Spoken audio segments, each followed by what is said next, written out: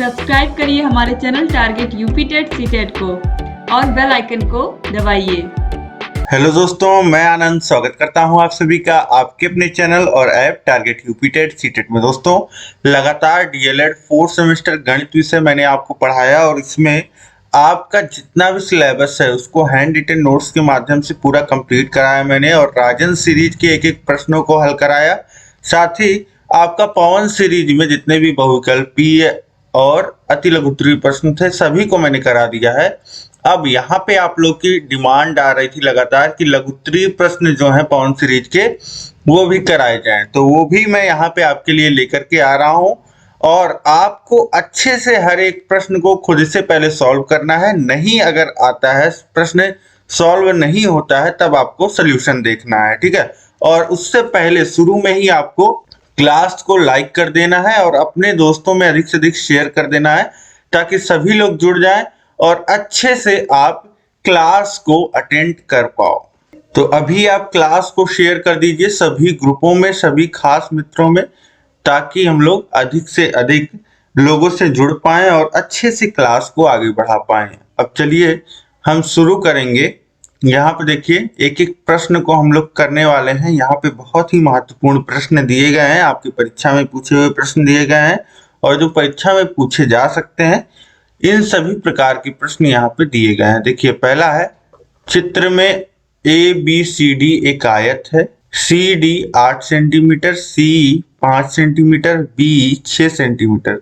समलंब चतुर्भुज ABCD का क्षेत्रफल ज्ञात कीजिए। अब यहाँ पे देखिए एक मिसप्रिंट है, ABCD आयत लिखा है जबकि यहाँ पे आयत क्या है, AECD।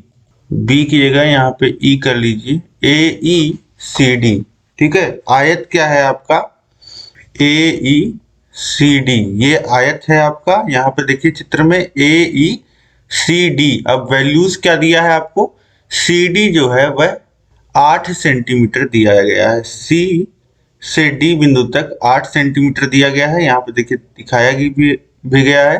और CE की जो वैल्यू है, CE की वैल्यू जो है यानी कि दोनों समलंब चतुर्भुज। अब यहाँ पे एक चतुर्भुज आप देख रहे हैं AECD, ये कैसा है, आयत है। और ABCD देखिए यहाँ पे समलंब चतुर्भुज बताया है। समलंब चतुर्भुज में क्या होता है, दो भुजाएं समांतर होती हैं, ठीक है। तो यहाँ पे जो समांतर भुजाएं हैं वह है AB और CD।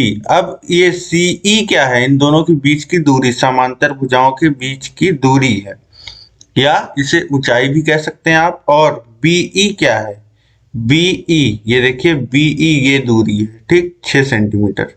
अब जब हमको पता है कि AE और CD ये एक आयत है तो आमने सामने की जो भुजाएं होंगी वो बराबर होंगी, यानी कि AE भी 8 सेंटीमीटर होगा।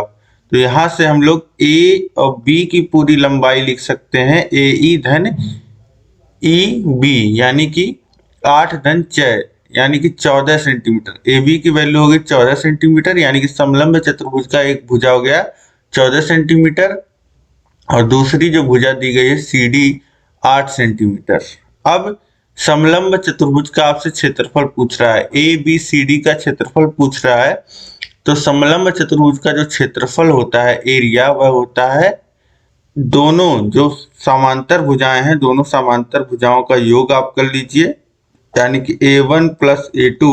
अगर कह लीजिए पहली भुजा A1 दूसरी A2, तो A1 प्लस A2 गुणे दोनों के बीच की दूरी H और पूरे के बटे 2, ये होता है समलंब चतुर्भुज का क्षेत्रफल। तो यहाँ से जोड़ लीजिए 8 धन 14, ये कितना हो जाएगा 22 गुणे दोनों के बीच की दूरी है 5 और बटे 2 से काटेंगे 22 को 11 और 11 25 55 और सब सेंटीमीटर में है तो वर्ग सेंटीमीटर या सेंटीमीटर स्क्वायर आप लिख सकते हैं। तो इस तरीके से ये वैल्यू कितना आ जाएगा, 55 वर्ग सेंटीमीटर, ठीक है। तो इस तरीके से आप आसानी से सॉल्व कर सकते हैं इसको। इसके बाद देखिए अगला प्रश्न है, प्रश्न संख्या 2, ये भी 2022 में पूछा हुआ प्रश्न है। 5 वर्ष पहले पिता की आयु अपने पुत्र की आयु की 3 गुनी थी। 10 वर्ष बाद पिता की आयु अपने पुत्र की आयु की 2 गुनी हो जाएगी। पिता और पुत्र की वर्तमान आयु बताइए। देखिए, एक तो बात कर रहा है 5 वर्ष पहले की। अब 5 वर्ष पहले की स्थिति देखिए कि पिता की जो आयु थी वह अपने पुत्र के आयु की 3 गुनी थी। 10 वर्ष बाद पिता की आयु अपने पुत्र के आयु की 2 गुनी हो जाएगी। तो पिता और पुत्र की वर्तमान आयु बताइए। वर्तमान आयु बताना है यहाँ पे, तो हम वर्तमान आयु ही मान लेते हैं। माना पिता की वर्तमान जो आयु है वह x है और पुत्र की जो वर्तमान आयु है वह y है। ठीक, इतना हमने मान लिया। अब हम यहाँ पे बात करेंगे 5 वर्ष पहले की। 5 वर्ष पहले क्या स्थिति थी? तो 5 वर्ष पूर्व में पिता की जो आयु रही होगी वो कितनी रही होगी? इस समय x है तो 5 वर्ष पहले x - 5 रही होगी। और 5 वर्ष पूर्व पुत्र की आयु कितनी रही होगी? इस समय y है तो 5 वर्ष में पहले y - 5 रही होगी। ठीक, ये आप समझ गए। अब यहाँ पे क्या रहा है? 5 वर्ष पहले की स्थिति से हमको समीकरण अब बनाना है। ठीक, पिता की आयु पुत्र की आयु की 3 गुनी थी। तो 5 वर्ष पहले पिता की आयु कितनी थी? x - 5, यानी x - 5 जो था वह 3 गुना था किसका? y - 5 के। तो यही यहाँ पे दिखा दीजिए, x - 5 बराबर हो जाएगा 3 गुना y - 5 के, क्योंकि यहाँ पे प्रश्न में कह रहा है प्रश्नानुसार। ठीक, अब इसे सॉल्व अगर किया जाए यहाँ पे तो x - 5 बराबर हो जाएगा 3 का गुणा होगा y में 3y - 5 में -15। अब x और y को एक तरफ कर लीजिए तो हो जाएगा x - 3y -15 धन 5। तो ये हो जाएगा x - 3y बराबर -10 के। ये आपका पहला समीकरण हो जाएगा। अब इसके बाद क्या कह रहा है? 10 वर्ष बाद। तो 10 वर्ष बाद पिता की आयु कितनी हो जाएगी? x धन 10 हो जाएगी, क्योंकि अभी x है। और 10 वर्ष बाद पुत्र की आयु हो जाएगी y धन 10। और अब क्या कह रहा है कि जो पिता की आयु है वह पुत्र की आयु की 2 गुनी हो जाएगी, यानी कि x धन 10 जो है वह 2 गुना है y धन 10 का। तो यही यहाँ पे समीकरण में लिख देना है, x धन 10 बराबर 2 गुणे y धन 10। यह प्रश्न के अनुसार हम चल रहे हैं। अब यहाँ पे ब्रैकेट खोलेंगे तो ये हो जाएगा x धन 10 और बराबर कि उधर 2 का गुणा होगा 2y और 10 में होगा तो 20। ये हो जाएगा x - 2y बराबर 10 के। अब ये यहाँ पे हो गया x - 2y बराबर 10 के। ये दूसरा समीकरण हो गया। अब यहाँ पे बस आपको क्या करना है? 2 समीकरणों को हल कर लेना है। यहाँ पे 2 चर वाले 2 समीकरण आपको मिल गए हैं और इन दोनों समीकरणों के माध्यम से आप x और y की वैल्यू निकाल सकते हैं। तो देखिए, अब पहले समीकरण को ध्यान से देखिए, x - 3y बराबर -10 है और x - 2y बराबर 10 है। अब यहाँ से हम क्या कर सकते हैं कि अगर एक में से दूसरे को घटा दें तो x का पद हट सकता है। तो समीकरण 1 में से 2 को घटा लीजिए। तो पहला समीकरण लिखेंगे, दूसरा उसके नीचे लिख देंगे। अब जब घटाएंगे तो ये नीचे वाला जो है इसके सभी का चिन्ह बदल जाएगा। +x था तो -x हो जाएगा, -2y था तो +2y हो जाएगा और धन 10 था तो -10 हो जाएगा। नीचे वाले जितने भी ये समीकरण के चिन्ह हैं ये बदल जाएंगे। अब देखिए, x में से अब -x चला जाएगा तो ये पूरा कैंसिल हो जाएगा 0 और ये -3y और नीचे है धन 2y, ये ध्यान रखिएगा। तो -y बचेगा, इन दोनों को घटा लेंगे यहाँ से। अब इसके बाद देखिए, यहाँ पे है -10 और यहाँ पे -10, दोनों जुड़ जाएंगे तो -20 हो जाएगा। अब देखिए, यहाँ पे -y का मान आ गया -20, यानी कि y का मान कितना आ गया? 20, यानी कि पुत्र की वर्तमान आयु कितनी हो गई? 20 वर्ष।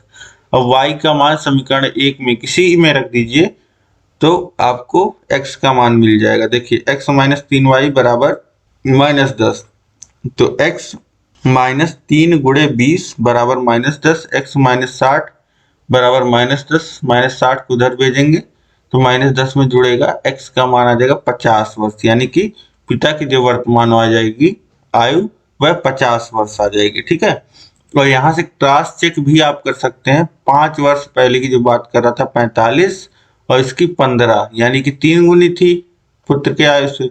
और 10 वर्ष बाद क्या हो जाएगा वर्तमान आयु से 60 और 30 यानी कि 2 गुना का रेशियो हो जाएगा। समझ गए आप? तो इसी तरीके से आसानी से, आसान है, थोड़ा सा लेंदी पड़ रहा है लेकिन आसानी से आप कर सकते हैं।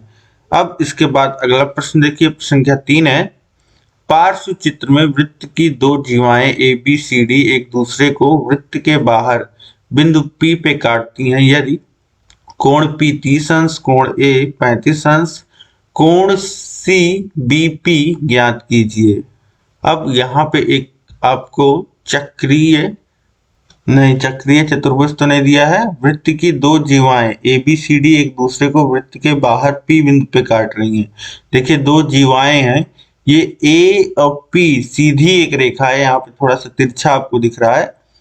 ए बी जो जीवा है इसी को बढ़ा के आगे बढ़ाया गया है और सी डी एक जीवा है, इसको आगे बढ़ाया गया है। ये एक दूसरे को P बिंदु पे काट रही हैं और कोण P जो है वह 30 अंश का है, कोण A जो है वह 35 अंश का, यानी कि DAB यह 35 अंश का है।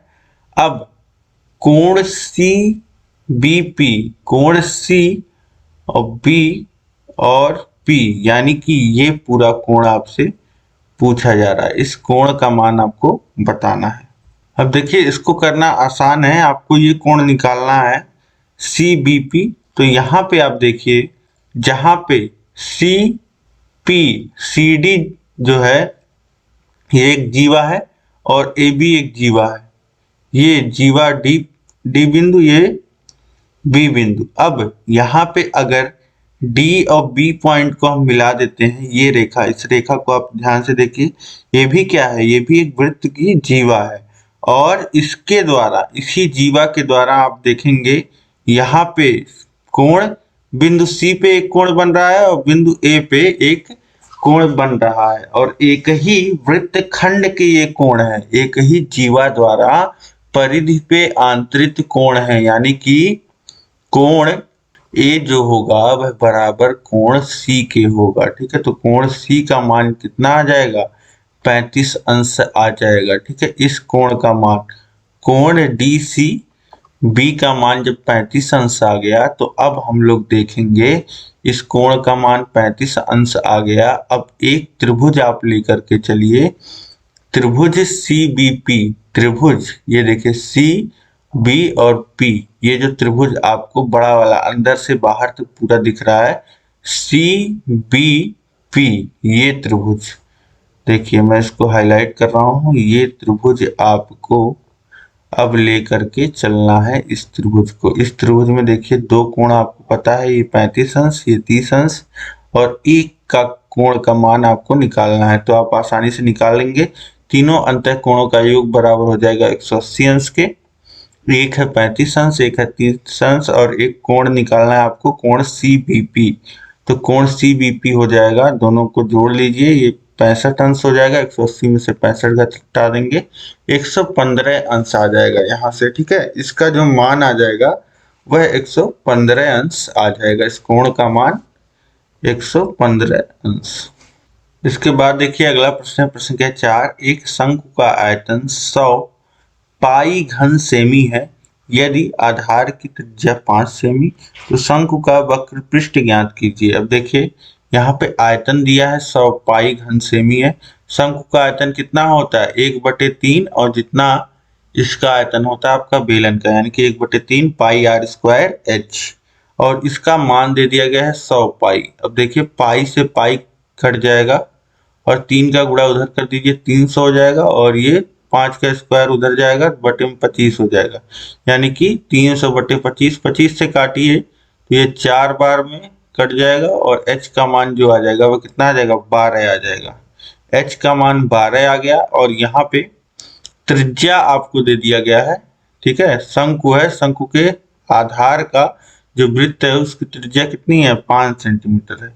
अब यहाँ से आपको क्या निकालना है, शंकु का वक्र पृष्ठ निकालना है। तो वक्र पृष्ठ जो होता है शंकु का वह पाई RL होता है, वक्र पृष्ठ का फॉर्मूला होता है पाई RL और L क्या होता है, तिरछी ऊंचाई होता है। अब यहाँ पे हमको ये तिरछी ऊंचाई ए बिंदु इसको बोले, इसको बी, तो ए बी का मान हमको चाहिए। ये होता है तिरछी ऊंचाई, और ए और ओ अगर बिंदु इसको बोले तो ये होता है लंबवत ऊंचाई एच। ठीक, अब यहां से पाइथागोरस प्रमेय लगाएंगे। त्रिभुज ए ओ बी में हम लोग पाइथागोरस प्रमेय से, क्योंकि यह लंब है और समकोण त्रिभुज है, तो यहाँ से पाइथागोरस प्रमेय लग जाएगा। जो ये एल भुजा है, ठीक है, ये समकोण के सामने की भुजा है, तो यानी कि कर्ण होगा। तो एल का स्क्वायर बराबर हो जाएगा एच का स्क्वायर प्लस आर का स्क्वायर। अब एल का स्क्वायर बराबर एच कितना है, एच यहां से हमने निकाला, एच है 12 और आर की वैल्यू दे रखा है 5, तो 12 का स्क्वायर धन 5 का स्क्वायर, एल स्क्वायर बराबर हो जाएगा 144 धन 25, यानी कि एल बराबर हो जाएगा अंडर रूट 169, जिसकी वैल्यू आ जाएगी 13, यानी कि ये इसका मान कितना आ गया 13। ये तिरछी ऊंचाई 13 हो गई। अब यहीं से हम निकालेंगे वक्र पृष्ठ पाई आर एल। पाई को पाई रहने दीजिए, आर कितना है 5 और एल है 13, 13 × 5 = 65 पाई। वर्ग मीटर में नहीं दिया है सब, यहाँ पे देखिए घन सेमी में दिया है, तो घन सेंटीमीटर में आएगा। ये यहाँ पे सेंटीमीटर कर लीजिएगा, ठीक है। तो यहाँ पे शंकु का वक्र पृष्ठ कितना आ जाएगा 25 पाई वर्ग सेंटीमीटर, और ये क्या होता है क्षेत्रफल ही होता है, इसीलिए वर्ग सेंटीमीटर में आएगा। ठीक, तो इस तरीके से यहाँ पे आसानी से आप निकाल सकते हैं। इसके बाद देखेंगे हम अगला प्रश्न है, प्रश्न संख्या 5। एक घनाकार गड्ढे का आयतन 13.824 मीटर क्यूब है, गड्ढे की गहराई ज्ञात कीजिए। ठीक है, घनाकार है, घन के आकार का है, यानी कि जो लंबाई चौड़ाई और ऊंचाई होगा वह बराबर होगा। घन का आयतन आपको पता है, ये होता है भुजा का क्यूब। भुजा का क्यूब बराबर हो जाएगा 13.824, और भुजा अगर निकालना चाहेंगे तो क्यूब रूट में आ जाएगा 13.824। अब यहाँ से अगर हम लोग निकालना चाहें तो इसका मान कितना आ जाएगा, इसका जो जब हम इसका घनमूल निकालेंगे तो इसका घनमूल आएगा 2.4, इसका घनमूल आ जाएगा 2.4, यानी कि भुजा कितना हो जाएगा 2.4 मीटर में जो हो जाएगी भुजा हो जाएगी, यानी कि गड्ढे की जो गहराई हो जाएगी, गड्ढे की गहराई वो 2.4 मीटर हो जाएगी, क्योंकि जितना लंबाई होगा उतना चौड़ाई और उतना ही गहराई भी होगा। उतना ऊंचाई होगा वही ऊंचाई क्या होगा, गहराई होगा गड्ढे का। तो 2.4 मीटर गहरा गड्ढा होगा। इसके बाद देखिए अगला प्रश्न है, दो पासों को एक साथ फेंकने पर विषम आने की संभावना ज्ञात कीजिए। अब देखिए दो पासों को एक साथ फेंका जाता है तो 36 तरीके के परिणाम आने की संभावना होती है। अब यहाँ पे आपसे पूछ क्या रहा है कि दो पासों को एक साथ फेंकने पर विषम आने की संभावना। तो विषम आए मतलब कि जो दोनों पासों पे संख्या आए वह विषम आए। यहाँ पे लिखा नहीं है दोनों पे विषम आए, लेकिन यहाँ पे अंडरस्टूड है कि दोनों पे विषम आने की बात हो रही है। जब लिख दिया कि विषम आए, अगर ऐसा लिखा होता किसी एक पे विषम आए तो वो अलग बात होती, और यहाँ पे जो लिखा है कि विषम आने की संभावना, यानी कि पूछ रहा है कि दोनों पे विषम आने की संभावना क्या है। तो दोनों पे विषम देखिए किस तरीके से आ सकता है।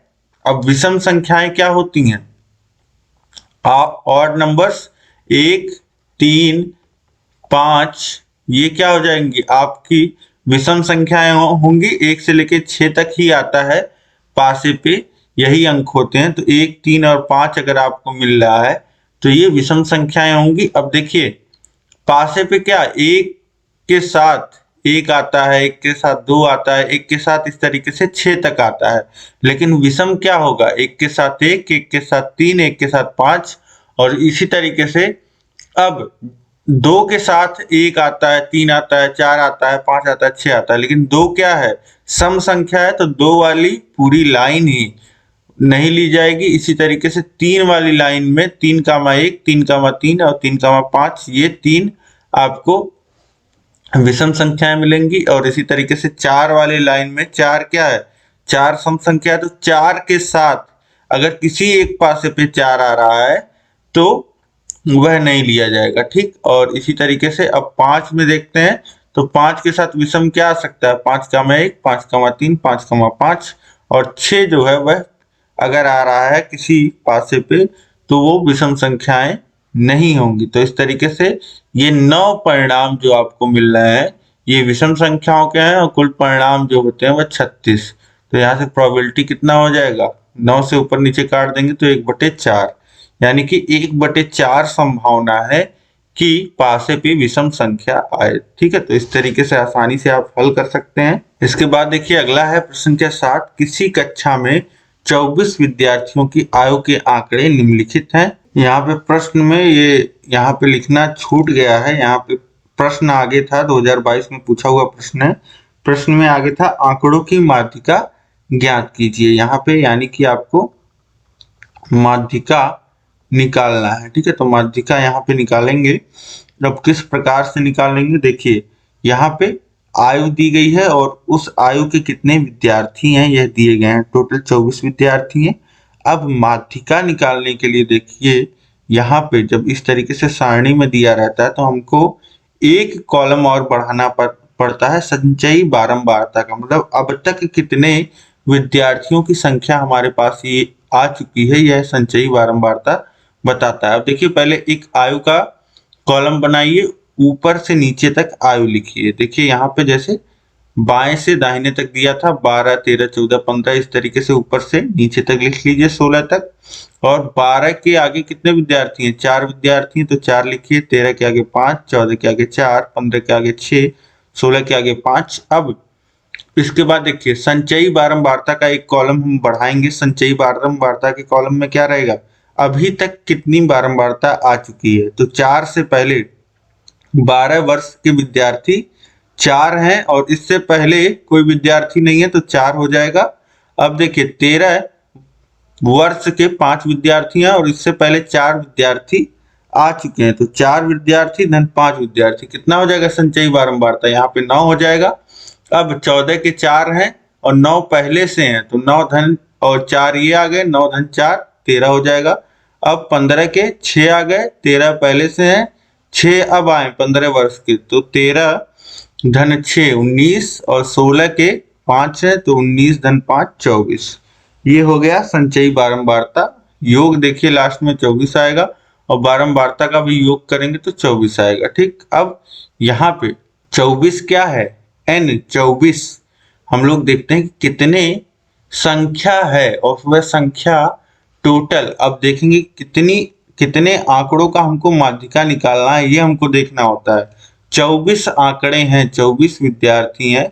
24 क्या है, एक सम संख्या है। सम संख्या में माध्यिका का फॉर्मूला अलग लगता है और विषम संख्या में अलग लगता है, ठीक है। तो यहाँ पे माध्यिका का जो सूत्र लगता है वह लगता है 1/2 और पूरा ब्रैकेट में n/2वां पद का मान बटे n/2 धन 1वें पद का मान, ये होता है, ठीक।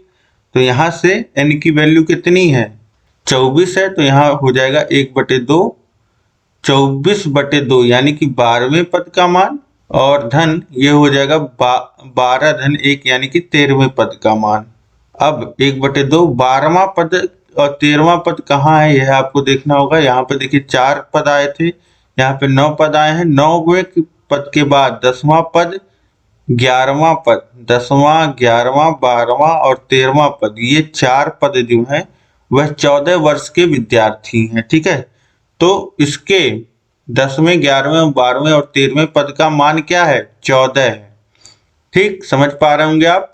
देखिए 4 पद पहले 12 वर्ष के आए, 4 विद्यार्थी, उसके बाद 5 विद्यार्थी 13 वर्ष के आए, यानी कि 9 विद्यार्थी आ चुके हैं। फिर 10वां, 11वां, 12वां, 13वां विद्यार्थी जो आया है ये 4 विद्यार्थी 14 वर्ष के हैं, यानी कि 10वें, 11वें, 12वें और 13वें पद का मान 14 है। तो यहाँ पे 12वें पद का मान 14 और 13वें पद का भी मान कितना है, 14, तो 14 धन 14 और बटे 2 यानी कि 28/2 यानी कि ये 14 ही आ जाएगा। तो 14 वर्ष जो हो जाएगा यह आपका माध्यिका हो जाएगा, ठीक, तो इस प्रकार से आप माध्यिका निकाल लेंगे, बहुत आसान है। अब इसके बाद आगे हम बढ़ते हैं। इसके बाद देखिए प्रश्न संख्या 8 है, पार्श्व चित्र में O वृत्त का केंद्र है और AOB व्यास है। वृत्त पर बिंदु CD इस प्रकार है कि कोण CAB 30 अंश और कोण ABD 40 अंश। तो कोण CAD और कोण CBD ज्ञात कीजिए। अब यहाँ पे देखिए एक आपको वृत्त नजर आ रहा है और वृत्त में यहाँ पे कहीं केंद्र है और ये है बिंदु O। अब यहाँ पे बोल रहा है कि AOB व्यास है। AOB व्यास है, जाहिर सी बात है A और B बिंदु जो है वह वृत्त पे है और O बिंदु से यह रेखा जा रही है, ये भी, तो ये व्यास ही होगा। अब वृत्त पे C और D बिंदु इस प्रकार हैं। C और D बिंदु आपको वृत्त पे दिख रहे होंगे। यह इस प्रकार है कि कोण CAB 30 अंश है। कोण CAB यानी कि ये वाला कोण जो है वह 30 अंश है और कोण ABD ये वाला कोण ये कितना है, 40 अंश है। तो कोण CA और D यानी कि कंप्लीट कोण, कंप्लीट ये वाला कोण CAD और फिर कोण CBD यानी कि CBD ये वाला कोण पूरा आपको बताना है। ठीक, तो इस तरीके से यहाँ पे आप किस तरीके से निकालेंगे देखिए। अब यहाँ पे AOB जब व्यास है तो ये जो कोण बन रहा है C बिंदु पे, ये अर्धवृत्त में बना हुआ कोण है। देखिए व्यास द्वारा परिधि पे जो बना कोण होता है वह 90 अंश का होता है, या लिख सकते हैं कि अर्धवृत्त में बना कोण वह 90 अंश का होता है। यह दोनों कोण, ऊपर एक त्रिभुज दिख रहा होगा, एक नीचे, दोनों ही अर्धवृत्त में बने कोण हैं। कोण ACB और कोण ADB ये दोनों ही अर्धवृत्त में बने कोण हैं, तो 90 अंश के होते हैं ये। ठीक है, अब इसके बाद देखिए दोनों ऊपर नीचे त्रिभुजों में एक एक बार देख लीजिए। अब आप देखिए त्रिभुज ABC में, ये ऊपर जो त्रिभुज बन रहा है त्रिभुज ABC में अगर आप देखते हैं तो दो कोण आपको पता है, तीसरा निकालना है तो आसानी से निकाल सकते हैं। तीनों अंतः कोणों का जो योग होगा वह 180 अंश होगा, यानी कि कोण ACB ये बड़ा वाला कोण धन कोण CAB ये कोण धन कोण जो यहाँ पे हम निकाल लेंगे कोण ABC 180 अंश, यानी कि अब ये जो कोण हो जाएगा यहाँ पे जो बन रहा है कोण, इस कोण का मान यहाँ से हम निकाल सकते हैं। बाकी कोण हमको पता है 90 और 30, और कोण ABC कितना हो जाएगा, 90 30 जोड़ के 180 से घटा दीजिए, ये आ जाएगा 60 अंश। कोण ABC यानी कि ये कोण आ गया 60 अंश। अब इसके बाद जो हमारा नीचे त्रिभुज बन रहा है त्रिभुज ABD में अगर हम देखें, त्रिभुज ABD में अगर हम देखें तो सभी कोण ले लीजिए। कोण ADB धन कोण ABD ये वाला कोण और कोण BAD 180 अंश हो जाएगा।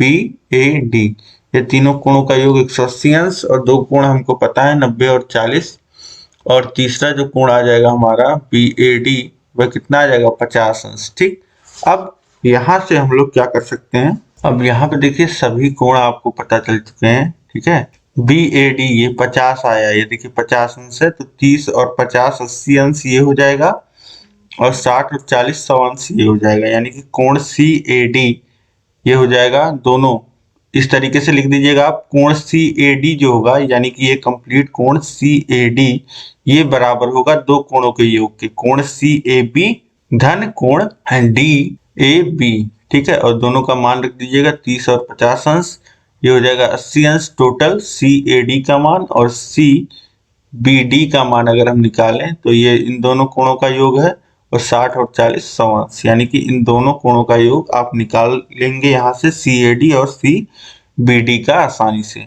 इसके बाद देखिए अगला प्रश्न है प्रश्न संख्या 9, पार्श्व चित्र में O वृत्त का केंद्र है, ABCD एक चक्रीय चतुर्भुज है, यदि कोण ADC 140 अंश है तो कोण BAC ज्ञात कीजिए। अब यहाँ पे ABCD ये चक्रीय चतुर्भुज आपको दिख रहा है और ADC इसका मान आपको दिया गया है 140 अंश। PAC BAC इसका मान, इस कोण का मान आपसे पूछा जा रहा है। अब देखिए यहाँ पे O वृत्त का केंद्र है, तो यहाँ से अर्धवृत्त में बना कोण हम कह सकते हैं AB के द्वारा। देखिए कौन सा कोण बन रहा है, ACB, C बिंदु पे ये वाला कोण जो है वो है 90 अंश का होगा, समकोण होगा।